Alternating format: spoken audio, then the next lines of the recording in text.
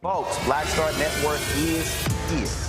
Hold no punches! I'm real revolutionary right now. Support this man, Black Media. He makes sure that our stories are told.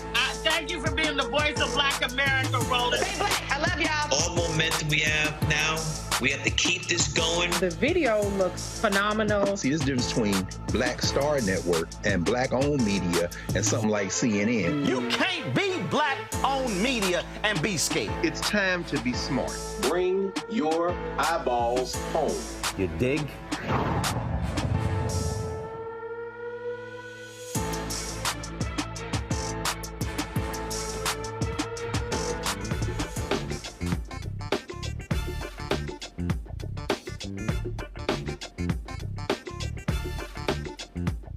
It is Friday, June 21st, 2024, and I'm Candace Kelly sitting in for Roland. Here's what's coming up on Roland Martin Unfiltered, streaming live on the Black Star Network. A Black Colorado family wants the Aurora officer who shot their relative, an unarmed Black man, charged with his murder. The family's attorney will explain what happened to Kye-Lynn Lewis. The Supreme Court upholds a federal law barring people who are the subject of domestic violence restraining orders from owning weapons. We'll talk to an expert about why this is the most significant gun control ruling by the nation's highest court in 2 years. Major League Baseball Hall of Famer Reggie Jackson gave the world a history lesson about the racism he encountered while playing America's favorite sport. Are you having a hard time trying to figure out where to go on your summer vacation?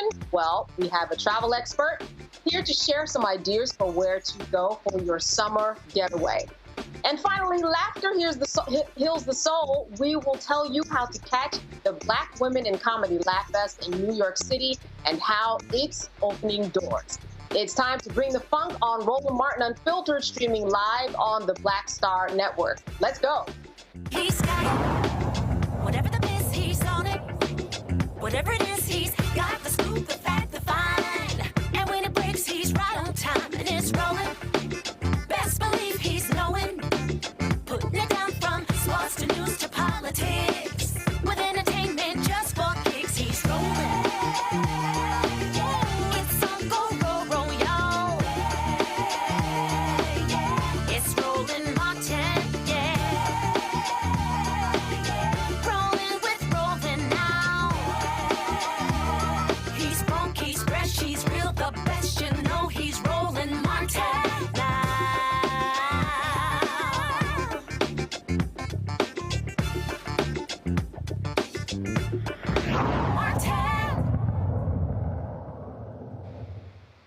All right, the family of a Colorado Black man who was holding a cell phone when an Aurora SWAT officer fatally shot him wants the officer charged with the murder following the public release of portions of body footage of the shooting.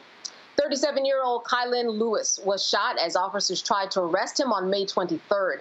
The officers, who appeared to get out of unmarked vehicles, are heard on the video shouting at him to get on the ground. After taking a few steps next to his car and putting his hand right behind his back, Lewis appears to surrender, raising his arms in the air. Now, we're about to show you about a 12-second police video cam, and it may be disturbing for some of you to watch. On the ground! On the ground! Get on the ground! On the ground! On the ground! I'm telling you, dude! On the ground!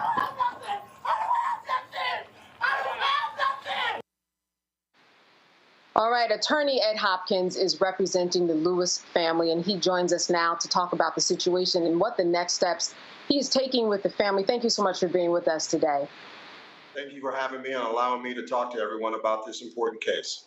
Absolutely, and it is an important case, but for those people who haven't been quite caught up on some of the details, what are some of the things you are now going to bring in front of a court eventually in terms of filing a complaint, a lawsuit that you believe will make your family's voice be heard?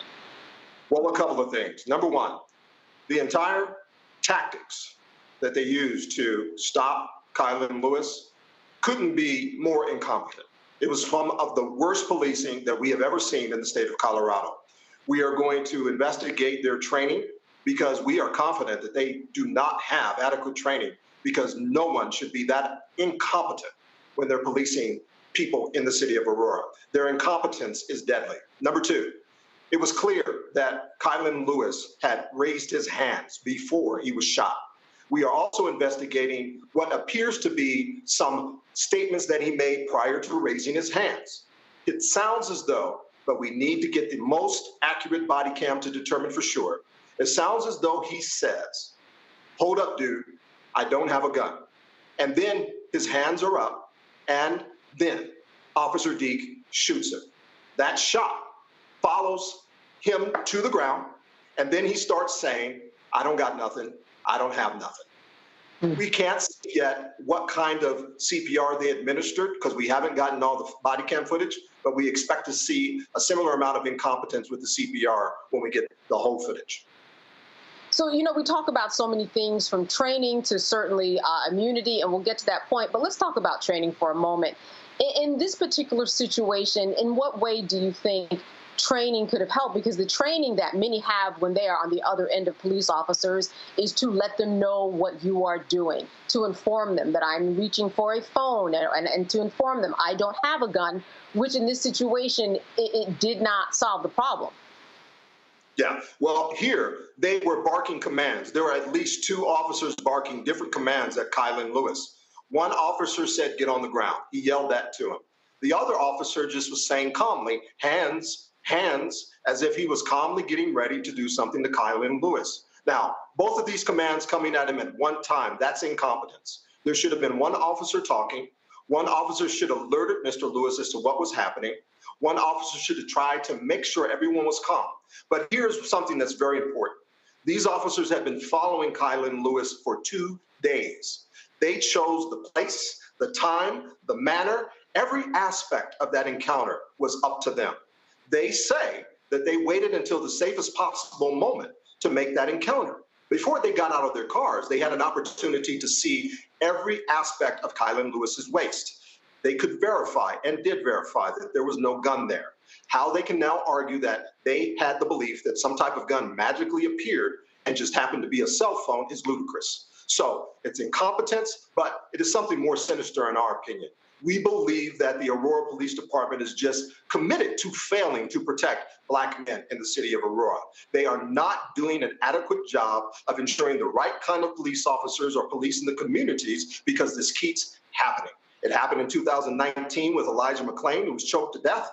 And then in 2015, it happened to Nashalis Carter. He was shot under almost the same circumstances that Kye-Lynn Lewis was shot this year. So we're talking about 48 hours of casing. And as you said, they thought that this was the most opportune time to actually make this particular arrest. I think what's interesting is, as you said, they had time to really plan every single detail as they were casing Kye-Lynn, and then really mess it up by, as you said, having so many. Oh, yes. Oh, yes. Yeah, more than messed up, certainly. But I mean, in terms of the procedure that they had, nothing was in control, even though they had a whole 48 hours to get all of that in order. I think that's one of the most stunning things about this case. It is one of the most stunning. It just goes to show how flippant they are with Black lives in Aurora. We are confident that when we get their training records, we're going to see great deficiencies. We're not going to see them getting training in these types of encounters, because you can't be that incompetent if you are getting adequate training. You have to know that only one of you should be talking. You have to know that you should have some hands folks get out and try to de-escalate once you have verified that he doesn't have a gun. There was just no excuse for the way that they encountered Kye-Lynn Lewis. Here's something else that we want the public to be fully aware of. When they made contact with Kye-Lynn Lewis, they had time. They had time to look at every aspect of his body. He was wearing jeans. He was wearing a T-shirt. There was no way that they couldn't verify that he had or had not a gun. They knew he didn't have a gun. And moreover, when they decided to take the shot, only one of them took the shot. All the other officers saw exactly what Officer Deeks saw, and they decided not to take the shot. The reason why they didn't take the shot is because there was no justification. They didn't feel their lives were in danger because they saw what we saw. It was a phone in his hand.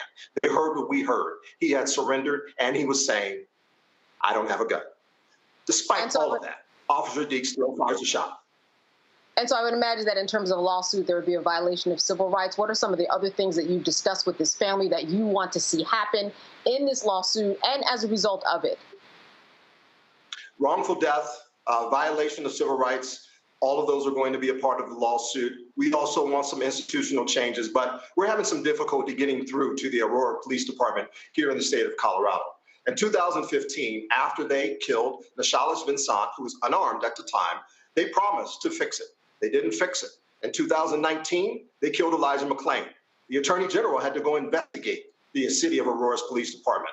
They got into a consent decree, and a consent decree is being monitored as we speak. They were supposed to be working on fixing this, and it happened again.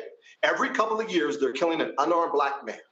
Every couple of years, despite the promise to fix it despite the consent decree. So at this point, we can't rely on them promising to fix anything. We're just going to have to focus on making these economic incentives as powerful as possible and trying to persuade the voting populace of the city of Aurora to replace their leadership and possibly outsource their policing, because the police they have now are failing.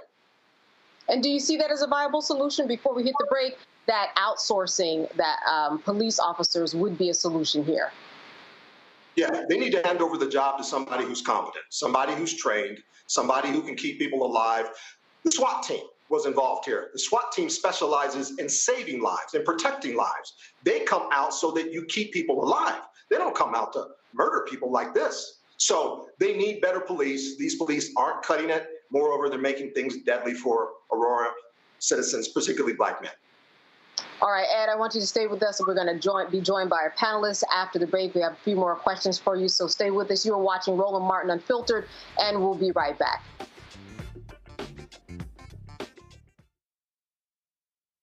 We are the culture.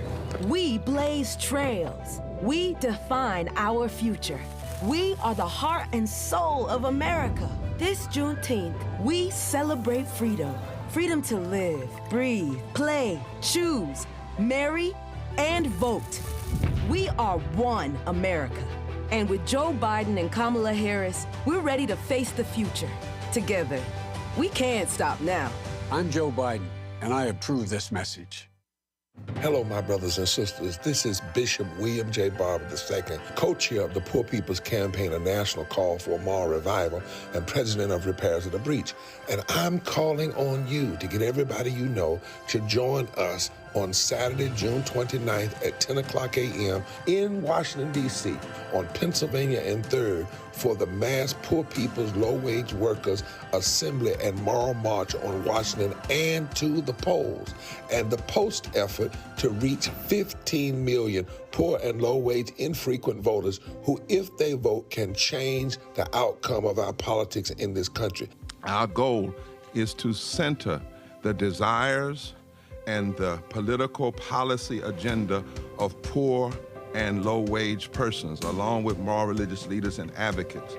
Too often, poor and low-wage people are not talked about, even though in this country today, there are 135 million poor and low-wage persons. There's not a state in this country now where poor and low-wage persons do not make up at least 30% of the electorate. It is time that the issues of poor and low-wage people be at the center of our politics. Living wages, health care, things that matter in the everyday lives. We will no longer allow poverty to be the fourth leading cause of death in this country. We must let our voices be heard. Join us. Go to our website, www.poorpeoplescampaign.org. RSVP. Get others to come. Get a bus. Get a van. Get on the train. Come and let our voices be heard and our votes be felt. Lift from the bottom so that everybody rises.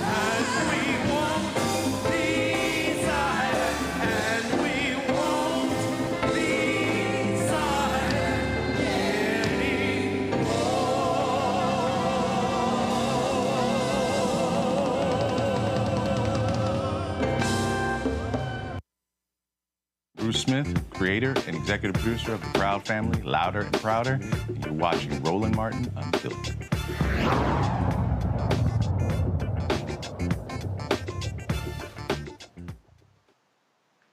All right, and we are back talking with the attorney of the family for Kye-Lynn Lewis out in Colorado. I am joined now by panelist Matt Manning. He is a civil rights attorney out of Corpus Christi, Texas. Kelly Bethia, a communications strategist. She comes to us out of Washington, D.C. And Michael Inhotep, host of the African History Network show in Detroit, Michigan. Thank you all for being with us. I want to open up the floor now, and I'll start with you, with Kelly, for a question for Ed.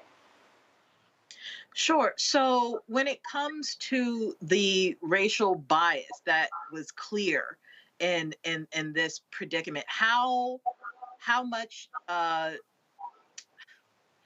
training do you think is necessary until we come to the consensus that there needs to be an overhaul of the system? I'm not afraid to say it. I'm not afraid to say it. I don't think the training is going to fix it. I think the only solution when you fail this many times, this consistently, when you're killing this many black men every couple of years, you're going to have to get more black officers. You're just going to have to make more black officers police the community. Black officers don't kill black men as frequently as these white officers. Everybody's thinking it.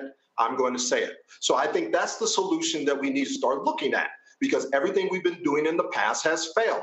They're supposed to be checking the box, getting this type of cultural anti-bias training. They're still killing black men, and they're still incompetent. So I think we need more black officers out there who understand what they're looking at. These white officers don't appear to understand what they're seeing. They're fearful, and they don't understand. They don't have the cultural competence to do safe policing. And before I go to Matt, what you're saying is that they don't kill as much. We know that they do kill sometimes, but you're saying that in the scheme of things, when we break down the statistics, that they kill at a way much lower rate. Yes, you're going to have a higher likelihood that you're going to be dealing with a culturally competent officer who's going to understand what he's dealing with, who's going to be less fearful, who is not going to have in the back of his mind, this is a big black man and I need to pull this trigger as fast as possible. You need people, when they look at this black man, that they see somebody that they would see at a family reunion. They're not going to be as frightened, and they're not going to be as quick with that trigger. All right, Matt, question. Yeah, first, Ed, let me thank you for doing this important work. I do it myself, and I appreciate others shouldering the burden. I have really a two-part question for you. The first is, what is the effect of Colorado's recent promulgation of that limitation on qualified immunity? I mean, as it relates to how you're looking at the case and how you approach a case like this where, you know, officers would customarily claim qualified immunity. And the second question for you is, what is the importance to you of this being a SWAT officer as opposed to an officer who's a normal patrol officer, considering they usually get way more training? And in this instance, as you've already said, this officer shot and a number standing around did not shoot, which to me goes to the unreasonableness of it kind of per se. What are your thoughts in those two respects? You're talking about SB 217. Colorado might be leading the nation with respect to the level of accountability that we're able to hold these officers when they do things like this. So we do plan to take advantage of this new law. And this new law is going to limit or eliminate qualified immunity in this case. Once we can show that this officer did not have an objective, reasonable basis to be fearful for his life or to be fearful that any of his colleagues were going to be endangered, once we establish that, SB 217 is going to enable us to not only hold the Aurora Police Department accountable, but also the officer accountable individually. So they're not going to be able to run away from this. So that's the law that you're talking about. We think is going to give us an extra tool to try to hold them accountable. As you well know, it's difficult. It's difficult to hold them accountable in other states that don't have a law like SB 217. Now, when you're talking about the SWAT team officer, I am as concerned as you are. I don't know why everybody in the city of Aurora isn't outraged. These are supposed to be the most highly trained officers on their police force. These are the ones who are supposed to get the most hours. These are the ones who have the best body armor, the best gear. They are the safest. They're designed, their whole team is designed to keep things safe. And when that still is not enough to prevent them from killing a black man in cold blood, what are the citizens of the city of Aurora supposed to think? When the very best you have to offer is killing black men in cold blood after they put their hands up, what are you supposed to think? This is becoming the modern equivalent of a sundown town. Michael. All right, Attorney Ed Hopkins, thanks for coming on and sharing this with you. I had a quick comment and a question. So, you know, I've been saying on this show, I totally agree with you. We need more right-minded African-American police officers with a guardian mentality, not a warrior mentality, because there are two types of mentalities. The guardian mentality sees people, especially African-Americans, as those who need to be protected, whereas the warrior mentality sees them as people who need to be, you need to enforce laws upon them. They need to be policed. So I totally agree with you on that. One of the questions I had was, I couldn't find out how many officers were on the scene, because I know only one officer fired a shot. Do we know in total how many officers were on the scene? We've gotten mixed news. It's 4 to 6. So we can see at least 4 in the body cam that we've been able to see. At least one is still inside the car, so we think that's at least 5. But when we talk with the city of Aurora, their police department, they have given us between 4 and 6. 4 jumped out of the 2 unmarked vehicles, and only 1 shot the weapon. Now, I think 2 of them had AR-15s, and I think the one who shot, he was using a 9mm. Okay. Can I ask a follow-up question, Candace? Absolutely. Okay, so in reading the article from the Associated Press, it said that the officers were there to, an arrest warrant was issued for Kye-Lynn Lewis, who was suspected of being involved in the May 5th shooting in Denver. So now, have you been able to verify that the arrest warrant was valid, that maybe they have the wrong person? What is there any information regarding that? And I'm not an expert on issuing arrest warrants, but if, people jump out of an unmarked police car and nobody's wearing a police uniform pointing guns at me, I'm going to be scared. So is there any insight you can give us into that? I can give you a lot of insight. We're investigating the circumstances under which that warrant was actually issued. We have a copy of the warrant. Unfortunately, it's a heavily redacted copy. But here's a couple of the highlights. One of the things that you see in the warrant is that the person who allegedly was the one that they spoke with is someone who claims himself to be legally blind. Let me say that one more time. The person that they're using as a witness told them that he was legally blind. He didn't at any point in time tell them that he saw Kye-Lynn Lewis shoot him. He said that he was shot, but there are other circumstances that they are aware of, and those circumstances indicate that there was someone else on the scene who had a gun that was not Kye-Lynn Lewis. There's no one who saw Kye-Lynn Lewis shoot a weapon, and the person who was shot does not know, and he says as much. He does not know who shot him. I do not know why that was a sufficient amount of information to issue a warrant for Mr. Lewis, but we're going to be looking into it, and we are following up, investigating the actual circumstances that led to the warrant, and we have already uncovered some suspicious activity. Ed, all of that is unsettling and ridiculous. I am wondering if you have had conversations with police officers or anybody from the Aurora Police Department about this at all, what those conversations are like, if you can share with us anything that they're telling you at this time to move the needle in one way or the other. Well, they're not talking very much to us at this point. They're in the process of trying to spin this in their favor. One thing Aurora Police Department does very well is protect its own. So they do that better than they protect Black men. So they're not communicating with us freely. In fact, we are still waiting for the Aurora Police Department to release all the records that we have demanded. Under state law, they have 21 days, but they don't have to wait 21 days to fulfill our demand for those records. They are going to wait, we suspect, until the very last day. And the reason why is because there's something on that body cam. There's something on that body cam they don't want us to see, and they want at least a week of news cycle to try to spin this propaganda as much as they can to get as many people misled and on their side as they can before the facts come out. All right, well, Ed, I'm sure as more information comes, we will have you back so you can give us a full update on what is going on with this case. I want to thank you for being with us and thank you for your work this evening. I thank you for having me, and one last word. This man should have been arrested on May 23rd. The officer who shot Kye-Lynn Lewis committed murder. He should have been arrested on May 23rd. Aurora Police Department let us down by letting him go home. That's all I wanted to say. All right. Ed, again, thank you.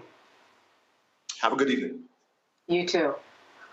All right. More of Roland Martin Unfiltered when we come back after the break, so make sure to stay with us. Next on the Black Table with me, Greg Carr. Dr. Gerald Horne, a man regarded by many as the most important historian of our time. He provides us a history lesson I'm betting you've never heard before. Texas enslavers who planned to continue the conflict even after Appomattox, even after the formal surrender of Robert E. Lee. Dr. Horne talks about his new book, The Counter-Revolution of 1836, Texas, Slavery, and Jim Crow, and the Roots of U.S. Fascism. You do not want to miss this conversation. Only on the Black Table, right here on the Black Star Network.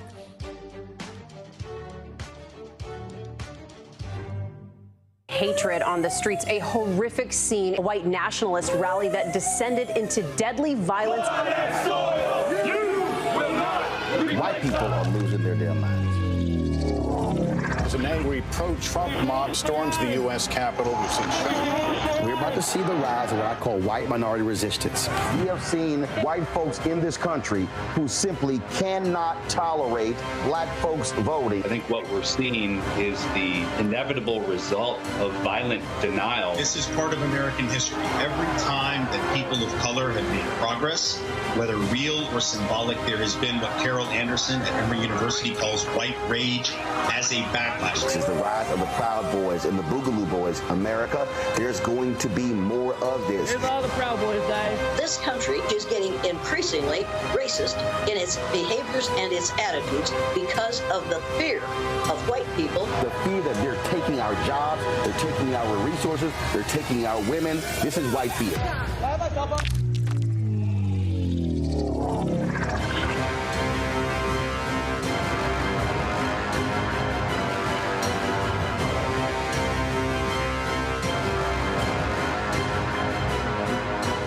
Now streaming on the Black Star Network. If we look at all of the best mans, the movies, and then, of course, series on Peacock, why do you think it resonated so well?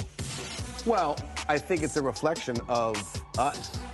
You know, I think it's a reflection of authentic black people, the way they see themselves. And in some instances, aspirationally so.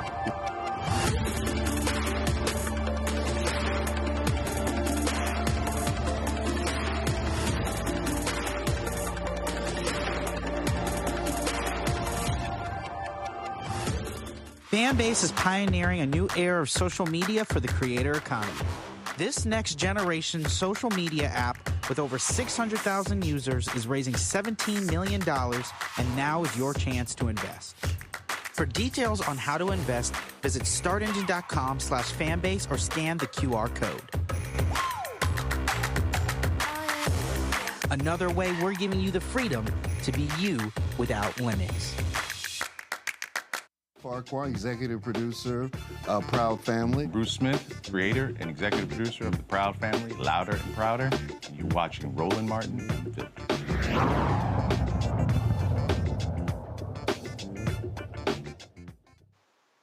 Today, the Supreme Court ruled that the government has the authority to disarm those who have a restraining order against them for domestic violence. The case centered around a 1994 law barring people who are the subject of domestic violence restraining orders from possessing guns. Sabrina Talukder, the director of the Women's Initiative at the Center for American Progress, joins me to discuss just how significant this ruling is. Sabrina, thank you so much for being with us. Hi, thank you so much for having me. Yes, indeed. So when we look at this case, this certainly is a turnaround from what was on record by the Supreme Court 2 years ago when it came to giving people the right to have guns. What does this essentially mean? Because we have Justice Thomas, who was the only dissenter here, and he said, look, this is not in the Constitution in terms of domestic violence, and taking away the rights of those who want guns is not fair. Well, what happened today is that the Supreme Court issued a ruling that essentially provided more guardrails to the Bruin test that came out a year ago. In the Bruin legal test, the Supreme Court said that in order for a gun safety law to be constitutional, that there needs to be an historical analogous law to it from the 18th century when the Constitution was drafted. And for the first time in Supreme Court history, that meant that something like public interest, an important government regulation, was no longer considered when it came to firearm regulation. And so the Bruin test that came out really just changed the game and completely upended legal precedent when it came to gun safety laws. And what we saw today in Rahimi is the Supreme Court majority in an 8-1 decision said that the law that exists from the 18th century doesn't have to be an exact twin. It only has to be analogous. So today, the court said that there were laws in the 18th century that prevented people who society deemed violent from owning guns, and that's good enough. to find a rational basis for a firearm regulation today that we really have to keep talking about it because it's such an effective and sensible gun violence prevention law. States that use this law have seen a 27% reduction in intimate partner homicides. And the reality is that the only reason that survivor safety was questioned, and then this law that's been on the book for 30 years was questioned, is because the Supreme Court upended legal precedent last year on a whim in creating this new test. Yeah, and it certainly has had the attention of everybody since then because it seems to make better sense, obviously, the way that they decided today. What they were saying essentially is that, listen, we weren't necessarily dealing with domestic violence, and even if we were, men would have had more rights years ago anyway when the Constitution was made.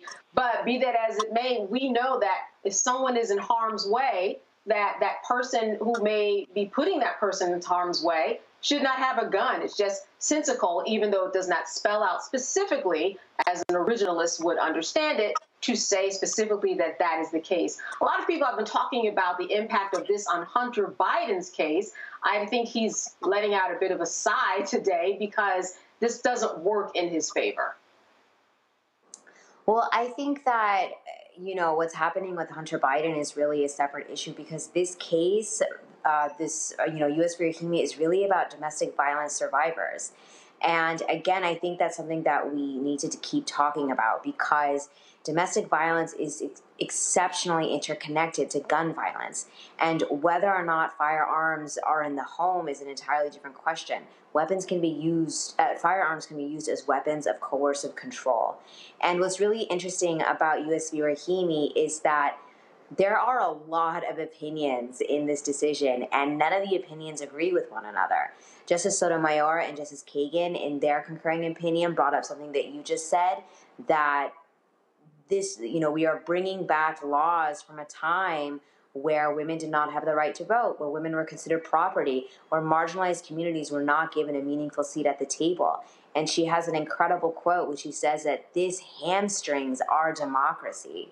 And again, that's exactly what the Supreme Court is doing. By upending legal precedent and politicizing the judiciary, they're putting the safety of marginalized communities at risk. And so what are your thoughts about, I guess, there have been so many lower court decisions that look to previous precedent, and now they're on record. I would imagine that a lot of people are feeling a lot more at ease to maybe come back with their restraining orders to make sure that the person who might be putting them in harm's way does not have the right to keep that gun that they were able to get years ago. Absolutely. There was a great article in the New York Times today about a day on the call with the National Domestic Violence Hotline. And this case just caused so much confusion. And this case has been in process for a while, almost 2 years. Over a year and a half. And it's caused so much confusion for survivors, for case managers, for state and local officials on how to manage this problem that we have of domestic violence and gun violence. And it's just so common. And, we know that nearly 2/3 of all mass shootings between 2014 and 2019 occurred during a domestic violence incident. We know that the presence of a firearm in the home during a domestic violence incident increases the risk of death 5-fold. And we know that women of color bear the brunt of all of this. And what I'm hoping is not that, survivors rush to the courtroom flood the courtroom with orders of protection. I'm hoping that this signals to gun lobbyists and to people who viewed Bruin to be a case that allowed them to do whatever they want, that they can't do that there are guardrails now, and that the Supreme Court cannot be owned by gun lobbyists. Yeah, and I think that the implications, before I go to the panel, is they are widespread. As you said, you can't just own a gun just because of the Second Amendment. There are going to be guidelines, the same way that we have guidelines on the First Amendment, right? That we all have to follow depending upon where we are and when we are saying something. But with that in mind, we're talking about a case that is precedent-setting, that's not just going to affect those that have a temporary restraining order against them, but anybody who is believed to be unsafe enough to have a gun. And that's why I mentioned Hunter Biden, because if he was an addict or any addict that has a gun, that person probably would be deemed that it's not in their favor, in the best interest of the public at large, for them to actually own a gun. All right, well, with that in mind, I want to open up to the panel. I want to start with you, Matt. Question for our guest today. For breaking this down, I'm actually here in Texas, and I guess something I missed with this is, what was the court's discussion in the dicta or otherwise about due process? Because obviously the way it works with a protective order, what we call it in Texas, or a restraining order, is that there's a finding by the judge of likelihood of continued domestic violence. And that was my concern on how they were going to address this. So how did they address the due process concerns as it relates to this? Sure. So I'm a former public defender from New York, and I can talk about this all day. But this actually doesn't pertain to the due process issues that happen at criminal court or in civil court or in a county court. 18 U.S.C. 922 G8 is a completely separate federal law that does not deal with the due process issues that happen at the basic municipal court level. And so what happens is that what happens with an order of protection is dealt with separately, completely, by the criminal, civil, or family judge within that county. However, if someone is found to have an order of protection or they have violated that order of protection, that it has been extremely effective for the last 30 years in reducing intimate partner homicide, is because a separate court determines that this individual has something that makes them dangerous to another individual. And because of that, after triggering the federal law, this takes away their Second Amendment. I'm sorry, not takes away, but this intersects with the Second Amendment issue. Can I ask a follow-up? You sure can. Go ahead, Matt.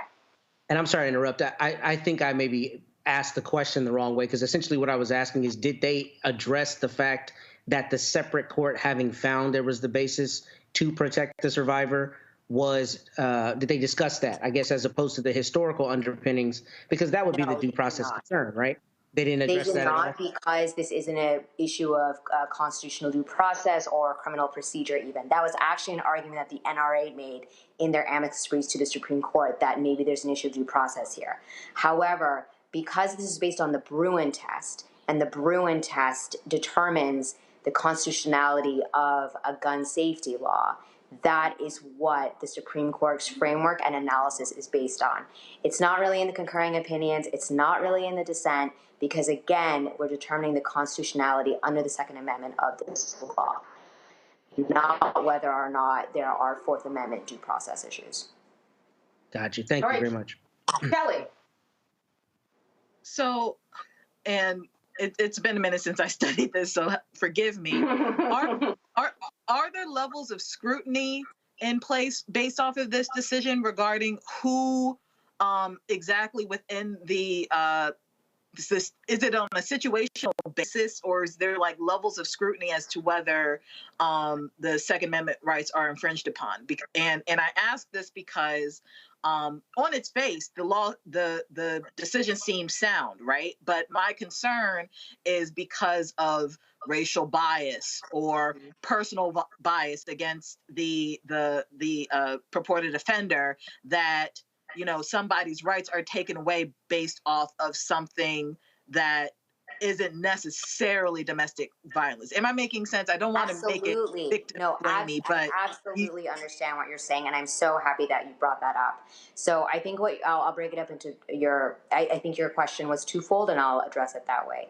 So the first part of your question about like what level of scrutiny are we looking at? Normally, levels of scrutiny are dealt with, we talk about that with violations of the Equal Protection Clause, like the 13th and 14th Amendment. What's interesting about this case is that until the Bruin test that came, there was basically, the Supreme Court did not rule on gun safety laws. They ruled on one case in 2008, which was called Heller, and then in 2022 with Bruin. And previously, they said that there was an important government interest in maintaining the gun safety law, then the constitutionality of that law was upheld. So, from a very, very long time ago to 2008, the Supreme Court never issued a ruling on gun safety laws, or they said that it's an important government interest. Public safety is an important government interest. So these laws are constitutional. And that is until Bruin came, which is why Bruin was so unprecedented and really highlights how the politicization of the judiciary is impacting so many various aspects of our day-to-day life, whether it's Dobbs, whether it's Rahimi. It's completely changed the nature of how we interact with one another in the world. But to your second question about the relevance, about the use of the criminal and civil legal systems within this framework, I completely agree. And this actually came up in the Fifth Circuit decision, where Judge Ho said that the criminal legal system is an adequate substitute for the Second Amendment. And I think that's really the distinction of this case, is that this case is about the Second Amendment and what is considered public safety in that lens. And at the Center for American Progress, we've written a product on how the criminal legal system has failed survivors of domestic violence, and this case, Rahimi, underscores that survivors deserve more accountability. The criminal legal system, how it's enforced, how orders of protection are accessed, dealt with, etc., is extremely ineffective for survivor safety. Not only are survivors more likely to be arrested, particularly if they're women of color within a domestic violence situation in a household, but every single study for the last 10 years has shown that the criminal legal system has failed to protect survivors, has failed to have effective orders of protection. And most importantly, that this is not something that survivors want. The criminal legal system shouldn't be the only option when you're dealing with someone who's an abuser, because that may not be what a survivor wants. And so avenues like restorative justice, avenues like community healing circles need to be considered a viable alternative.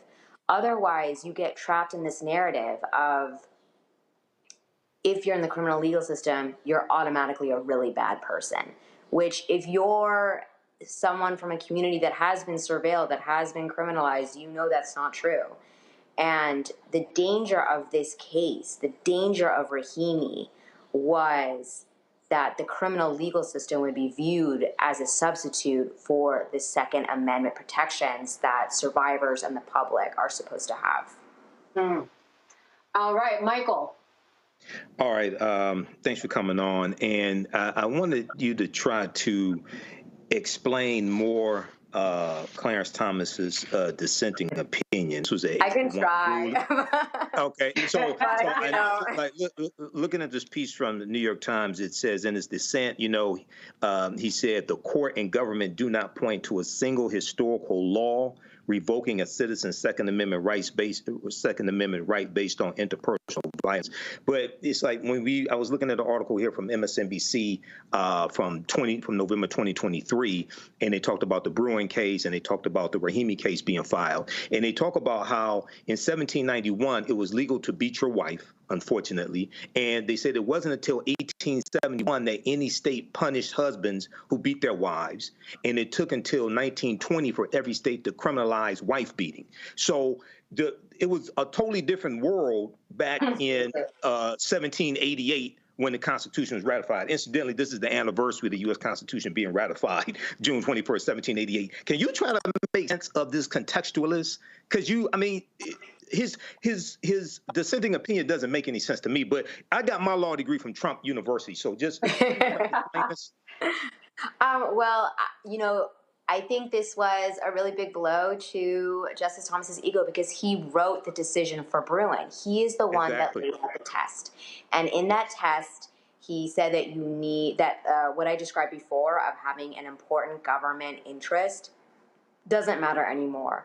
All that matters is that there was a law that existed when the Bill of Rights was enacted that is similar to a law from today. In the Bruin opinion, he wrote that we don't need a historical twin, but we need a strong historical analogy. And so Rahimi was really a test of Clarence Thomas's decision. And you're absolutely right. And Justice Sotomayor and Justice Kagan completely agree with you that if we try to legitimize our rules today based on the laws from the 18th century, that we are completely looking at life through the prism of a time when women, people of color, and just every marginalized community you can think of were disenfranchised from these conversations. Right. And it would mean that the rights of marginalized communities, which have been gained over the last 100 years, and still there's so much, of course, work to be done on that, but none of that would be relevant within the world of gun safety. And although, far-right conservatives call this framework originalism, the idea that you decide laws based on how the Constitution was written or how the framers are written, conservatives call it originalism, but it's not. It's just a way to undo the work of the Warren Court, the way to undo the fights that happened in the 1960s and 70s. And we've seen this Supreme Court majority strategically and precisely try to roll back those exact initiatives that marginalized communities have fought for decades.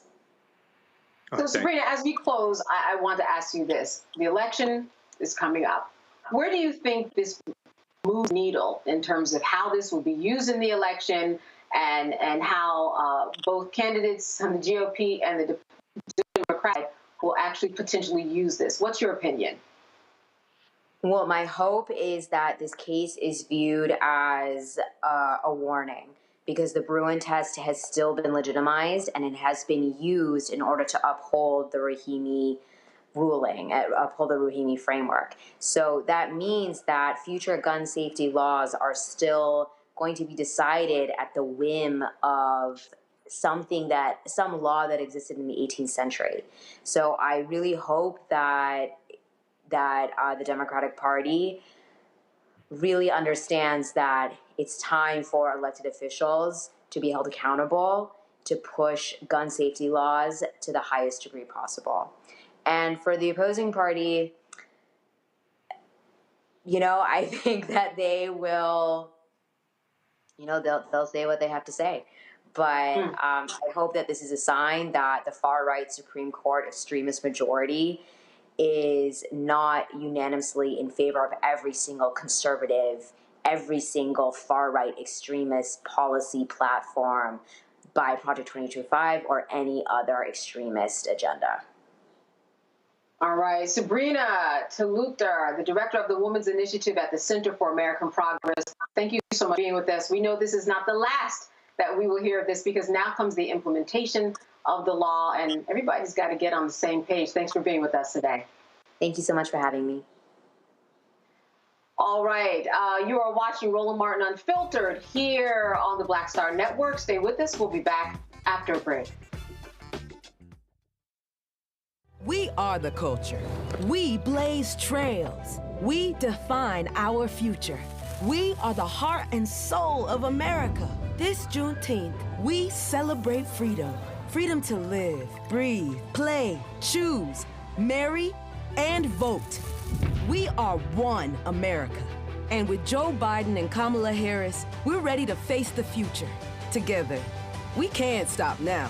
I'm Joe Biden, and I approve this message. When you talk about blackness and what happens in black culture, we're about covering these things that matter to us, speaking to our issues and concerns. This is a genuine people-powered movement. There's a lot of stuff that we're not getting. You get it, and you spread the word. We wish to plead our own cause too long have others spoken for us. We cannot tell our own story if we can't pay for it. This is about covering us. Invest in black-owned media. Your dollars matter. We don't have to keep asking them to cover our stuff. So please support us in what we do, folks. We want to hit 2,000 people, $50 this month, raise $100,000. We're behind 100,000, so we want to hit that. Y'all money makes this possible. Checks and money orders go to P.O. Box 57196, Washington, D.C. 20037-0196. The Cash App is $RM Unfiltered. PayPal is R Martin Unfiltered. Venmo is RM Unfiltered. Zelle is Roland@RolandSMartin.com. Farquhar, executive producer, Proud Family. You're watching Roland Martin Unfiltered.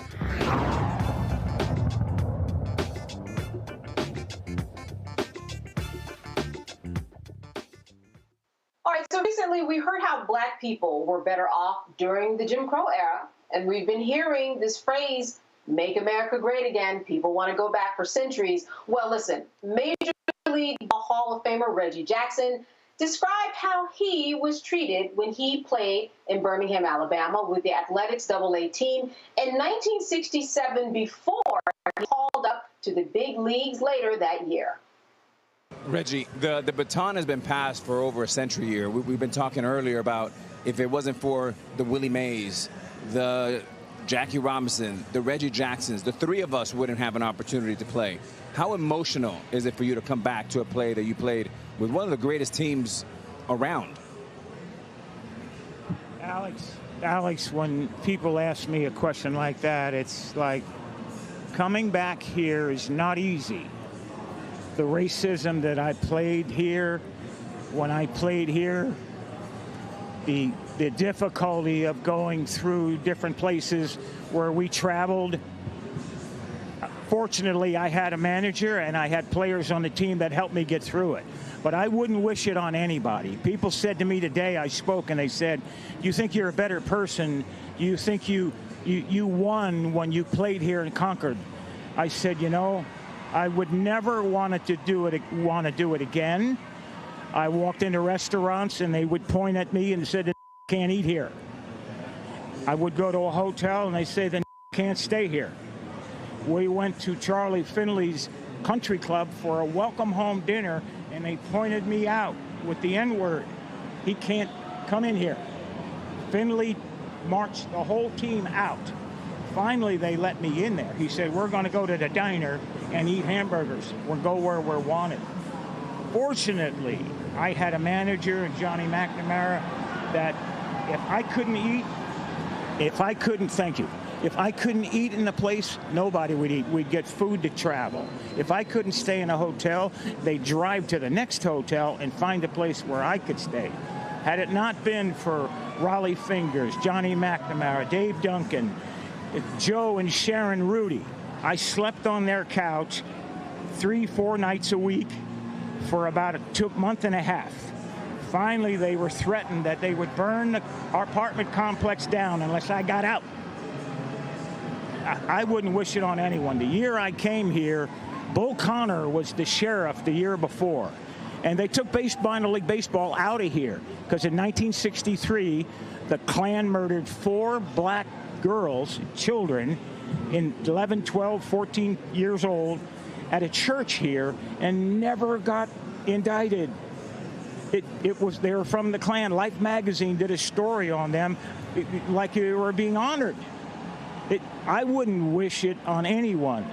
At the same time, had it not been for my white friends, had it not been for a white manager and Rudy, Fingers, and Duncan, and Lee Myers, I would have never made it. I was too physically violent. I was ready to physically fight some. I'd have got killed here because I'd have beat someone's ass, and you'd have saw me in an oak tree somewhere. Reggie, I can't even imagine. It's awful you had to go through that, but appreciate you sharing the rawness and the honesty of it with our audience. I mean, really, we love you, Reg. Yeah, thank you. Quick history lesson right there. That's a great history lesson. Reggie Jackson telling us all about it, preaching. Wow, that's unbelievable. Yeah, Matt, talk about a history lesson. I'm not sure they expected that answer, but then again, I'm not sure what they expected. Yeah, I don't know, and I appreciate Mr. October's candor, getting right directly to it. It's interesting because it's kind of invokes something I was talking about at lunch, is that when we talk about history in this country, we act like all history is ancient history, but it's not. In his lifetime, one of the most famous baseball players in history experienced virulent racism right there in that very city and at that very field that they were sitting on. So I think we'd be good to remember that. And I'm glad that he spoke without any varnish, because often you have people who try to put this in the most palatable terms and make people feel good. He spoke right to it. He said, I've been in trouble because I would have beat someone's ass. And I appreciate that candor. We need that candor to remind people of the seriousness of what people only experience, but how recently they experienced that and how we still experience racism today. To that end, if you look at a lot of social media posts regarding the MLB's decision to include the Negro League's records, I mean, there is some of the most hateful, virulent racism against that inclusion by the MLB, and that's in 2024. So it doesn't surprise me that this was his experience, but I appreciate him speaking so directly on it. Yeah, Kelly, it's one of those things where we look at the integration, if you will, of the Negro Leagues in the MLB statistics. Listen, a lot of these leading white men that we have learned about growing up and know their names, Babe Ruth, they've been displaced. But people and the way that they behave on the internet and on the streets in real life, they really show who they are. And I think this was an amazing lesson, especially from someone, when we talk about a sports figure, people tend to listen a little bit harder. Well, for sure. I just want to make a note that Reggie Jackson is 78 years old. Wow. Right? Yeah, he looks good. He looks good, but in my family, that's still pretty young, right? Yeah. My grandparents were, they have since passed, but they passed away at 93. My great-aunt passed at 98. So longevity runs in my family, but in the grand scheme of things, 78 years is not a long time. And the fact that this man, as famous, as talented as he is, had to go through something so heinous so recently. I want to be clear. This was recently in the grand scheme of time. For us to think that this is over, that racism is over, or that we have come so far, we have not. It was literally yesterday for a lot of our elders, right? And the way that he said it proved as much, And so when we talk about these things, we shouldn't be thinking, oh, wow, you went through so much and it was so long ago. It was yesterday. And also, be clear, this probably also happened to somebody literally yesterday. People are still getting lynched. We just had a segment on a black man in Aurora. That is a modern-day lynching, right? So we can't talk about this as though it is in a history book permanently, as though history does not live, as though history is truly up in the past. This happened yesterday. Michael, what are your thoughts about his history lesson? Unfortunately, very timely, but I think a lot of people listened. Absolutely, and more people are listening, and he said it on Fox Sports as well. There's a lot of people that heard it who would not normally tune into that type of information. So first of all, this is a fantastic message during Juneteenth season. Number one, he delivered this June 20th, the day after Juneteenth. Number one. Two, there was a lot of truth telling. Now, I remember when Reggie Jackson was playing. I don't know if Kelly and Matt remember when Reggie Jackson was playing, but I remember Reggie Jackson in the 1970s. I had Reggie Jackson Topps baseball cards. I remember when Reggie Jackson was on the episode of this when it originally aired.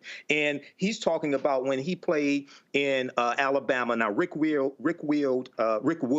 Field is in Birmingham, Alabama. So he was there in 1964. He talked about the year before. He talked about Bull Connor, who was the head of the public safety department there in Birmingham, Alabama. This is during 1963, which was the Birmingham campaign led by Reverend Fred Shuttlesworth. And Shuttlesworth invites Dr. King and SCLC to come help break the back of segregation. This is what he's talking about. And that's the same year of the 16th Street Baptist Church killing for the Ku Klux Klan bombed the church. 4 black girls were killed September 15th, 1863, was about 2.5 weeks after the March on Washington. So you could hear the hurt in his voice. I don't know if anybody else could hear it. I could hear the pain in his voice. It's still hurting him today at 78 years old. Okay, so this is a real history lesson for America, but this is the type of damage that has to be repaired. And the reason why you had segregation in Birmingham, Alabama, and all throughout Alabama was because of the Alabama State Constitution of 1901. That imposed poll taxes and literacy tests and incorporated segregation into the law. This is why you had that. And incidentally, June 21st, 1964, today is the anniversary of the 3 civil rights workers, Gilmer, Schwerner, and Cheney, being killed in Philadelphia, Mississippi as well. Yeah, two sides in America that he has seen, the side that loves him, the side that hates him, some that continue to hate him. But it is one of those things that is hard to try to figure out and understand what America is saying. But he said it very eloquently and gave us a history lesson in the meantime. All right. You are Roland Martin Unfiltered. More after this break, so stay with us.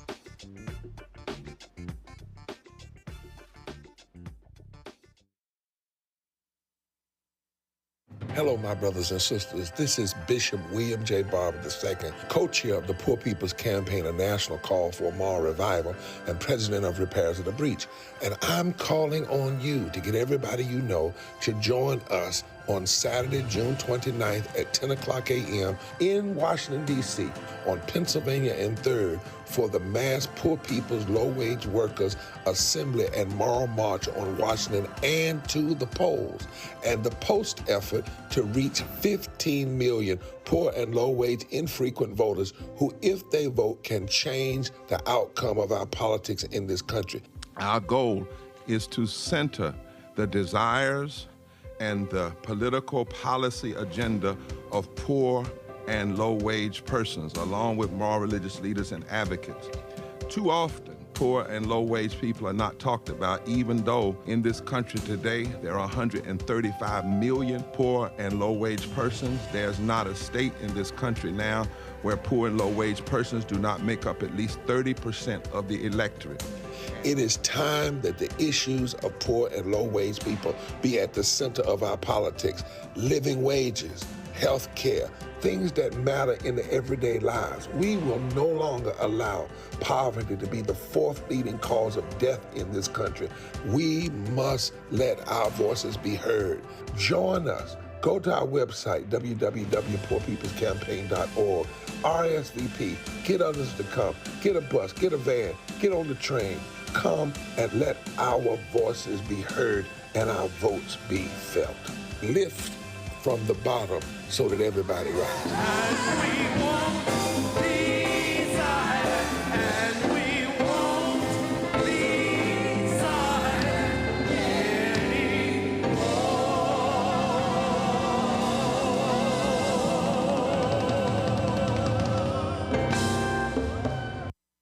Sherry Shebret with Sammy Roman. I'm Dr. Robin B., pharmacist and fitness coach, and you're watching Roland Martin Unfiltered.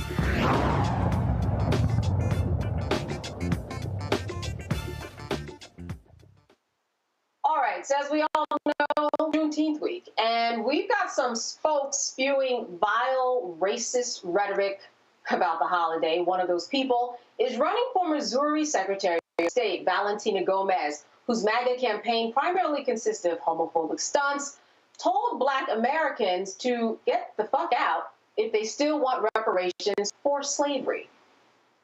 Reparations from slavery and Black victimization is about to be shoved down our throats for the most wretched holiday in America. BLM raised millions, but what did they do for Black lives? It is outrageous to see people asking for reparations, even though they never went through slavery.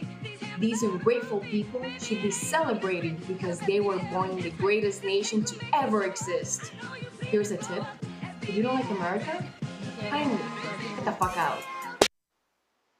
Okay, a newspaper in Miami, Florida is catching a whole lot of heat after running several pro-Trump political ads filled with racial slurs. So this full-page ad ran on the back cover of the Miami Times' June 13th through 19th print edition, features several uncensored uses of the N-word, as well as a misleading quote of President Biden using the slur in 1985. Now, the quote was taken from a 1985 hearing in which then Senator Biden quoted racist remarks made by a state legislator during the redistricting process in Louisiana. At the time, Biden was questioning William Bradford Reynolds, a deputy attorney general nominee who oversaw the redistricting process. I tell ya, Michael, what do you make of this young woman, 4 years old, Valentina Gomez, an immigrant herself?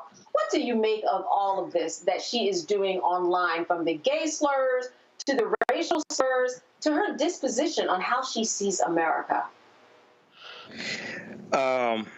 There's so many levels to this right here. Okay, first of all, if she was a few shades darker, she would have to wear a sign at the January 6th insurrection saying, "I'm one of the good ones," because they may have used those gallows on her.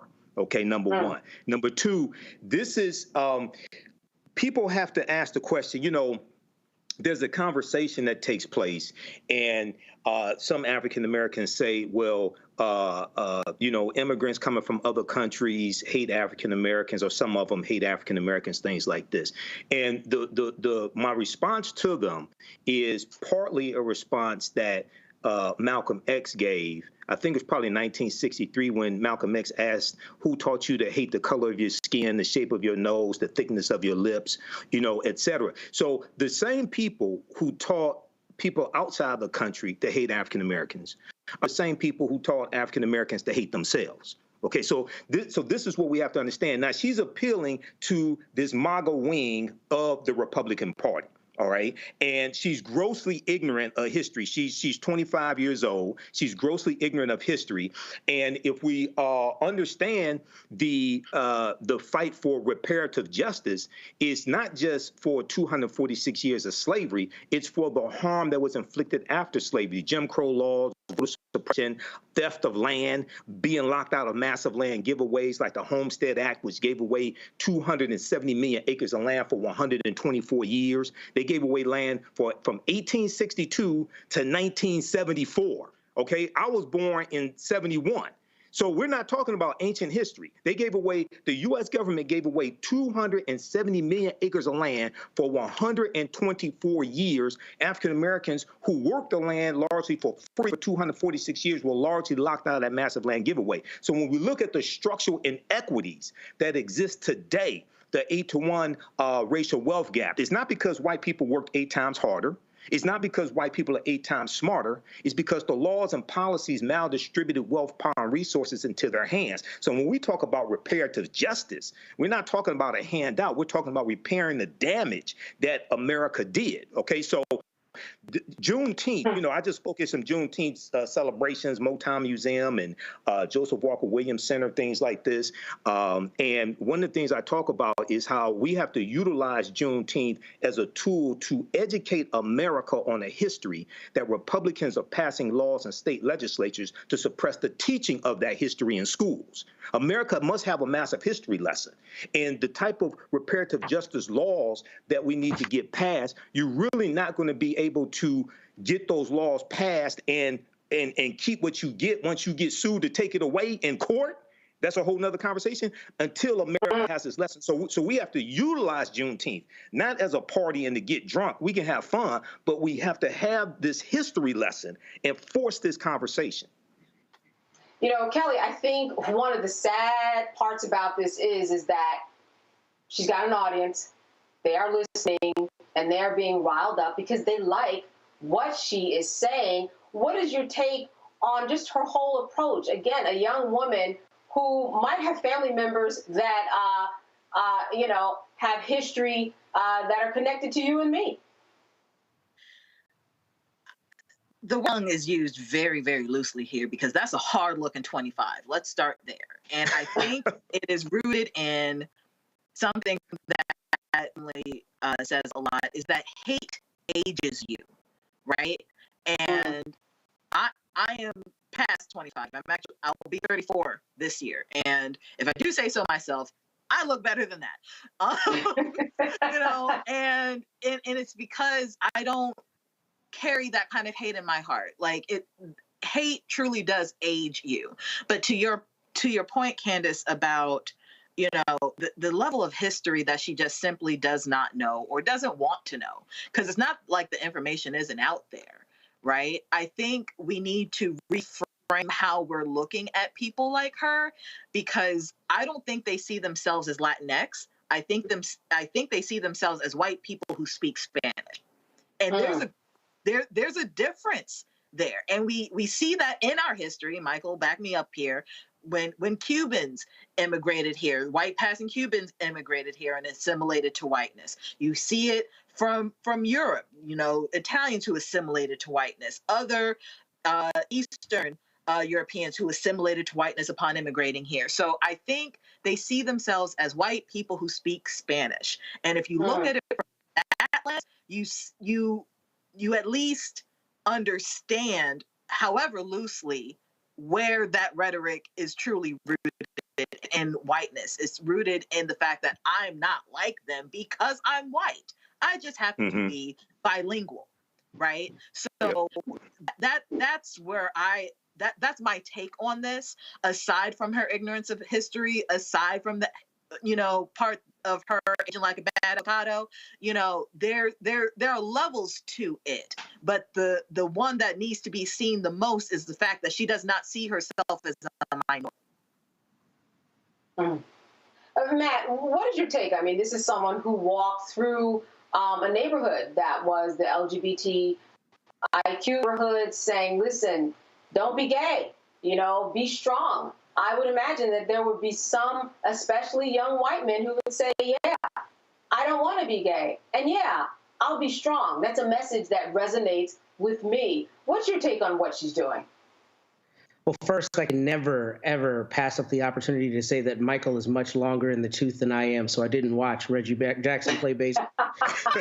The event. But I look younger than you, Matt, though. I look younger than you.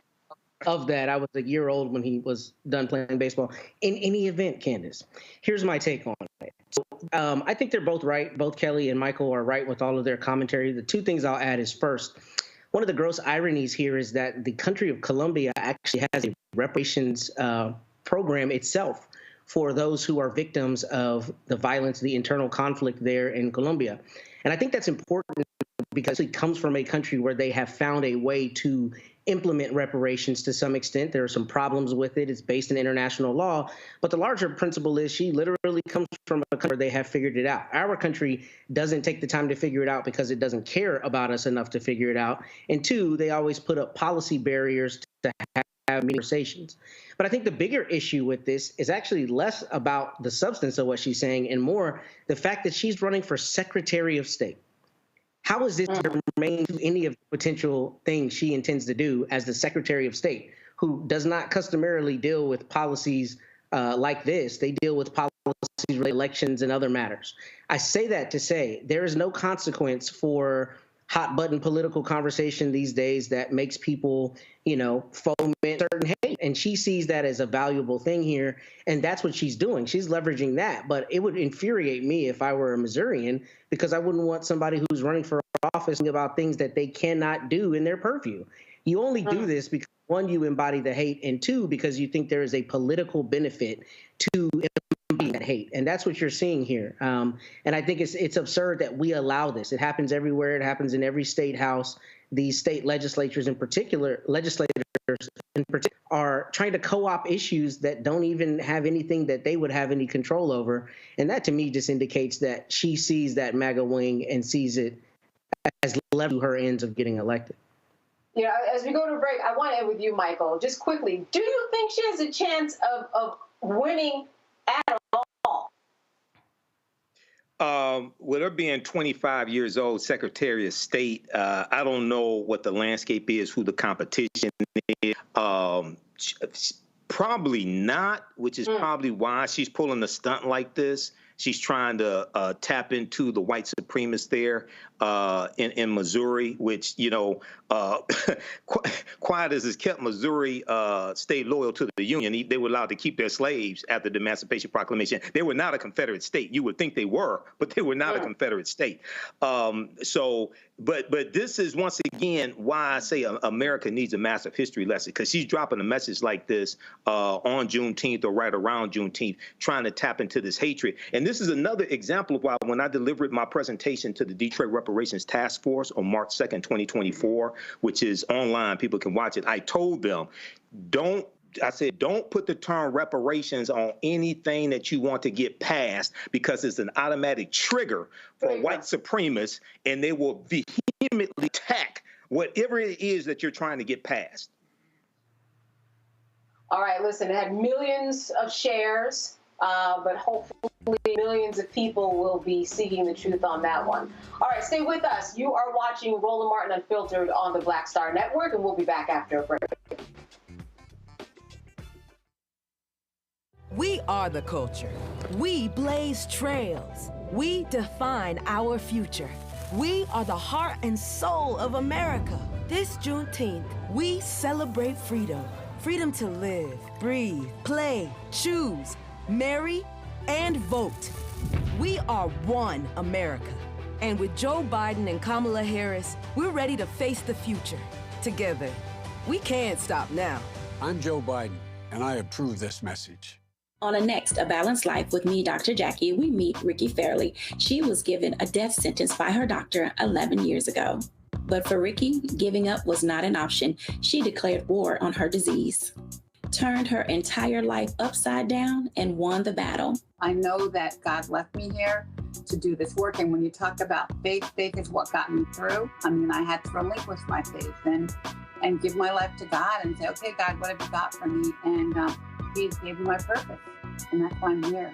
Her amazing story of strength, balance, and survival here on A Balanced Life with Dr. Jackie on Black Star Network.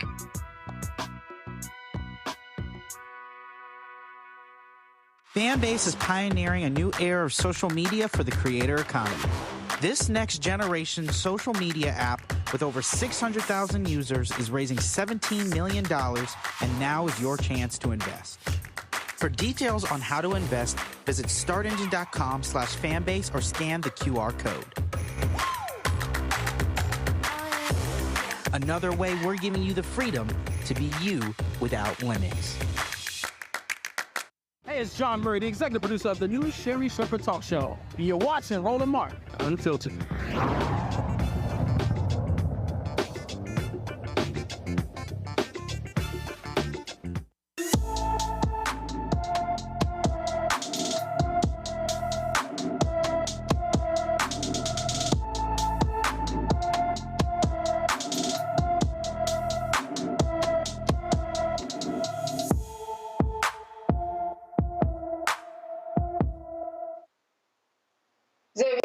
Has been missing from his Hampton, Virginia home since April 25th, 2024.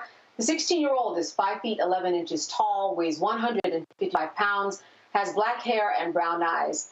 Xavier was last seen wearing black pants, black Timberland boots, and a black and red jacket. He was also wearing a chain with the word stacked on it.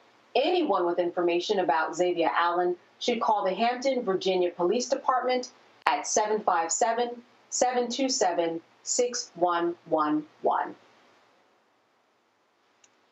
All right. Missouri Attorney General Andrew Bailey says he's filing a lawsuit against the state of New York after Donald Trump's conviction last month. On social media, Bailey posted, "I will be filing suit against the state of New York for their direct attack on our democratic process through unconstitutional lawfare against President Trump. It's time to restore the rule of law." Bailey says this lawsuit is an effort to fight back against a rogue prosecutor and alleges that the verdict sabotages Missourians' right to a free and fair election. A jury convicted Trump on May 30th on 34 falsifying business records in a scheme to illegally influence the 2016 election through a hush money payment to a porn actress.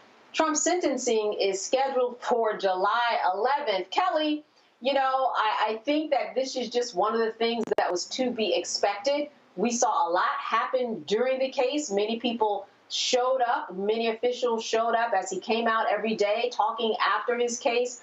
I think that this was probably to be expected. What's your take on this? It's expected, but it's also annoying, like most things that are happening surrounding Trump, MAGA, the right, and the like, mainly because in his case, mind your business. Worry about Missouri. Why are you suing New York, right?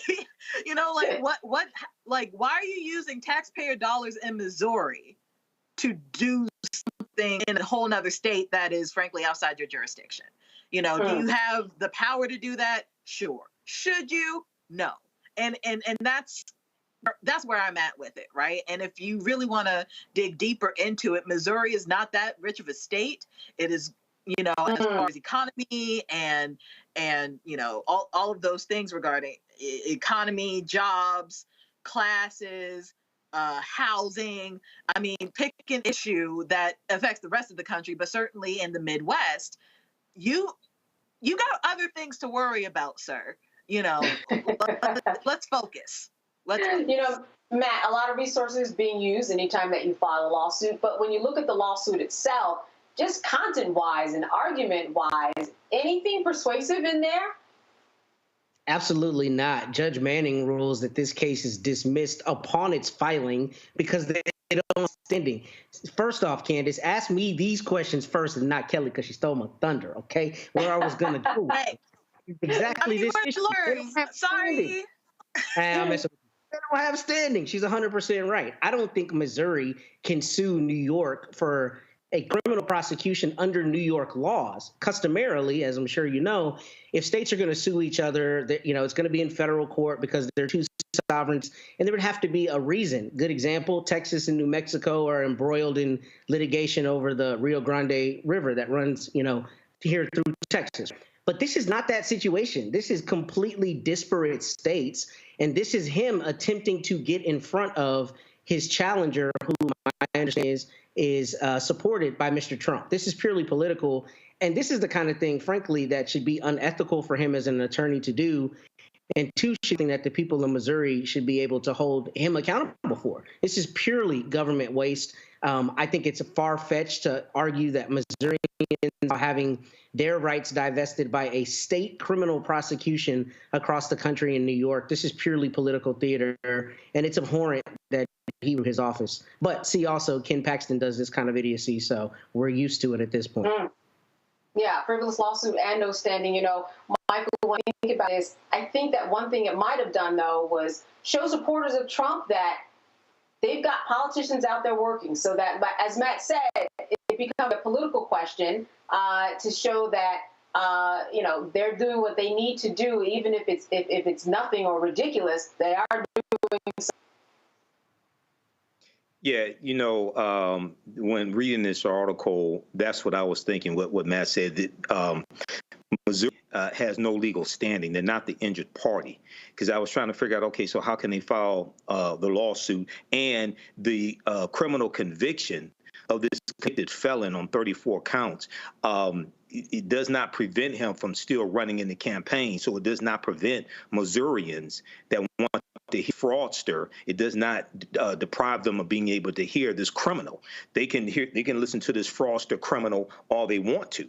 So it was just a nonsensical lawsuit, but this should serve as a clarion call to people who have an ounce of sense in this country, especially African Americans, of what's to come if this traitor gets back in office, who incited an insurrection to over the government, okay? Because if he gets back in office, he's not going to leave when his term is up.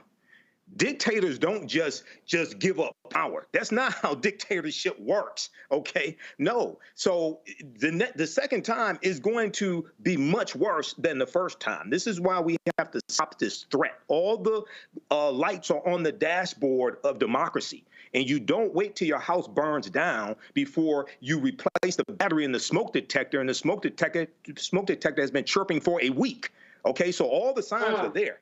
But yeah, this is like the difference between a religion and a cult. In a religion, your savior dies for you. In a cult, you're asked to die for your savior. This is MAGA death cult, and they have to be stopped at the ballot box. You know, I'm looking back at the tweet, Matt.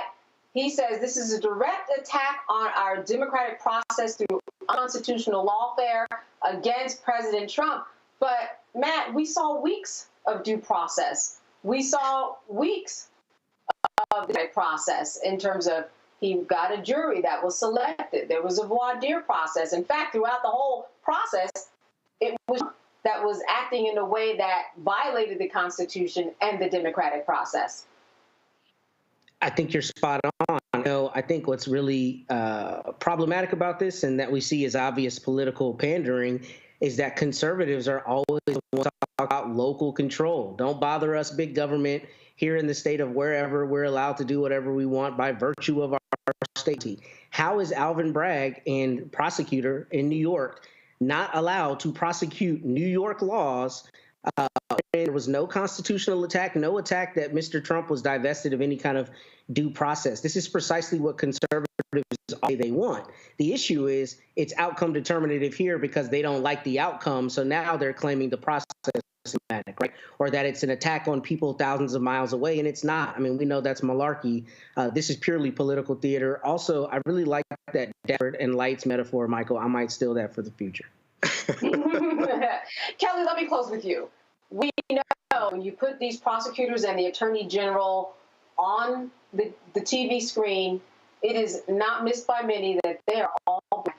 And this is not something that the attorney general, Andrew Bailey, I'm sure he did not. So he talks about how the prosecutors and the attorney general are just overstepping their boundaries and guidelines. There are some serious hidden messages there, Kelly.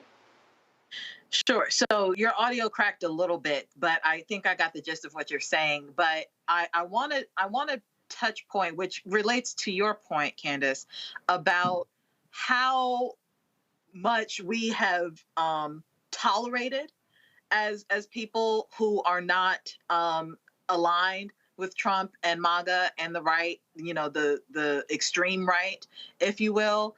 And I feel like, you know, the analogy of having a frog in boiling water or, you know, some type of amphibian, lobster, whatever, in the boiling water, and you just in cold water, and you just slowly crank up the heat. And as the heat rises, they get more comfortable, and all of a sudden they're dead because they're boiling and they don't even know it. I feel like that's where we are as a country, but more specifically with the democratic process and the democratic powers that be, right? Because at the end of the day, we really did take Trump as a joke in 2016 and prior, right? And every single year since then, there has just been increments of just pure BS. But because it wasn't as bad as the time before or whatever, it's just like we've gotten acclimated to chaos to the point when Project 2025 is implemented. And unfortunately, it will be implemented because we are the frogs in the boiling water. We are at a loss, right? And we had the time, we had the tools, we had the resources, but because we were so comfortable in this hot tub, we don't have a plan to combat the ultimate chaos that will be Trump. Whether or not he gets into office, I'm not trying to speak his election went into existence. But the project itself is more than Trump. The project itself is more than the presidency. It is literally every aspect of the democratic process, every aspect of the American experiment being upended. Right? So even if he doesn't get into office, that plan will still go into effect. But because we just took the boiling pot of water for a hot tub, my fear is that we are going to be comfortable even in the ultimate chaos. And as you said, ultimately died some ridiculous death that we saw coming. Listen, all these building blocks, we have to be careful about, see what people are doing and know the reasoning behind what they are doing. Because as the Attorney General, of course he knew this was a frivolous lawsuit and would be dismissed right away. All right, stay with us. We have Roland Martin Unfiltered on the Black Star Network on the other side of the break.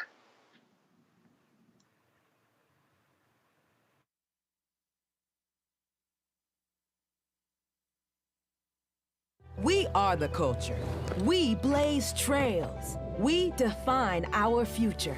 We are the heart and soul of America. This Juneteenth, we celebrate freedom.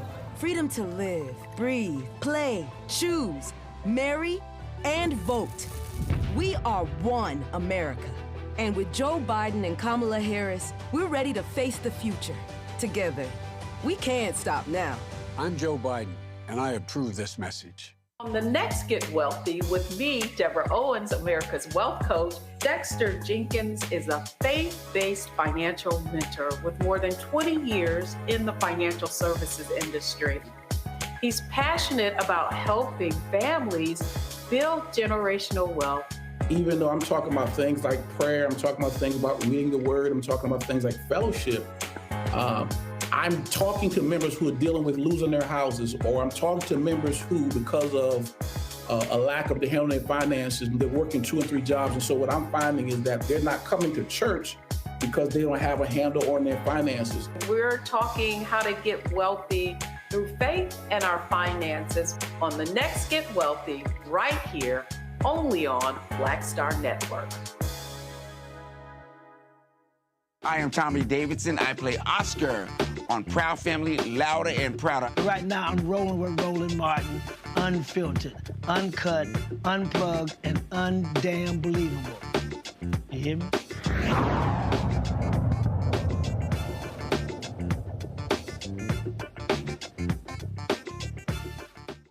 All right, it is officially the first Friday of summer. If you haven't done so already, it's time to start planning your vacation. And if you don't know where to go, don't worry. We've got you covered with travel expert Tamika Jones. She's here to tell us how to find the best places for us to go in summer vacation. It's a hot one, though. I mean, I don't have to get on a plane to go to some warm weather here out in New Jersey. It is a hot one. Thank you so much for being with us today.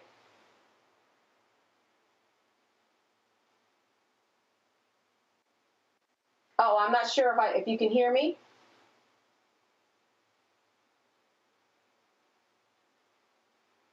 Tamika, I think you're muted. All right, Tamika, are you muted?